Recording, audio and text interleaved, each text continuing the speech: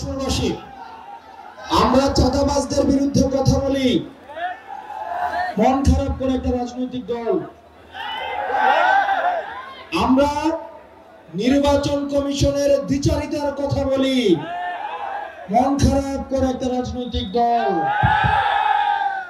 আমরা টেন্ডারবাজির বিপক্ষে কথা বলি, গুসা করে একটা রাজনৈতিক দল। আমরা সংস্কারের পক্ষে কথা বলি, গুসা করে একটা রাজনৈতিক দল।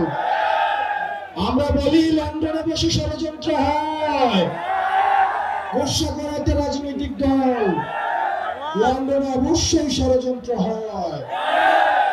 হাসিনার পতিত দূষণরা একটা পক্ষ পালিয়েছে ভারতে, আরেকটা পক্ষ পালিয়েছে লন্ডনে। সুতরাং যারা ফ্যাসিবাদ বিরোধী রাজনৈতিক দলে যারা আছেন, আপনারা গুসা করেন না। চাঁদাবাজ যদি আপনারা না হন, আপনাদের গায়ে তো লাগার কথা না। টেন্ডারবাজ যদি না হন, আপনাদের গায়ে তো লাগার কথা না। আপনারা কি সংস্কারের বিরুদ্ধে অবস্থান নিয়েছেন? যদি গুসা করেন তাহলে ধরে নিব আপনারা এই সংস্কারে বাধা দিচ্ছেন। প্রিয় তরুণ প্রজন্ম, এখানে আমার যে ভাইয়েরা উপস্থিত হয়েছেন, পরবর্তী বাংলাদেশ আমাদেরকে বিনির্মাণ করতে হবে। পরবর্তী বাংলাদেশ আমাদের সাকিব শাহরিয়ার ভাইরা করবে। পরবর্তী বাংলাদেশ খালেদ সাইফুল্লাহ ভাইরা করবে, মেহেরাজ হোসেন ভাইরা করবে। তাদেরকে শক্তিশালী করতে হবে। ভারতে বসে, লন্ডনে বসে আওয়ামী লীগের পতিত দূষণরা এখনো পর্যন্ত ষড়যন্ত্র করে যাচ্ছে। আমাদের সংস্কার কার্যক্রম হতেই হবে।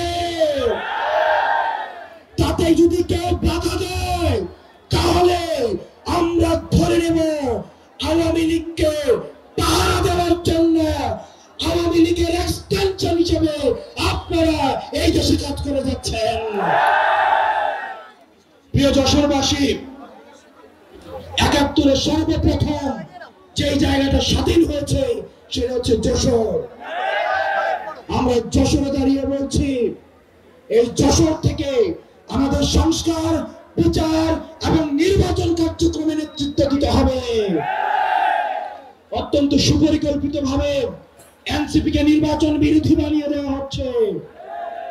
আমরা এনসিপি সবচেয়ে প্রগতিশীল এবং নির্বাচনের জন্য সবচেয়ে যদি কেউ কথা বেশি বলে থাকে সেটা হচ্ছে এনসিপি।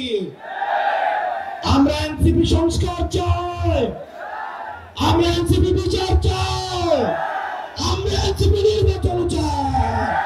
আর একটা দল রয়েছে তারা কেবল নির্বাচন চায়।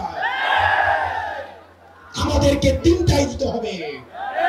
আমাদের সংস্কার দিতে হবে, নির্বাচন দিতে হবে, বিচার করতে হবে। তিনটাকে একসাথে করতে হবে। আর তারা শুধু একটাই যাচ্ছে, তাদের দুরভিসন্ধি রয়েছে। তারা নির্বাচনও চায় না, তারা বিচারও চায় না, তারা সংস্কারও চায় না। প্রিয় যশোরবাসী, আমাদের ঐক্যবদ্ধভাবে আমাদেরকে পরবর্তী বাংলাদেশের নেতৃত্ব দিতে হবে। পরবর্তী যেই সংকটগুলো ঘনীভূত হচ্ছে সেগুলোতে আমাদের একসাথে লড়াই করতে হবে। আমরা সে লড়াইয়ের জন্য প্রস্তুত আছি। আলেম সমাজ প্রস্তুত আছে। ইনকিলাব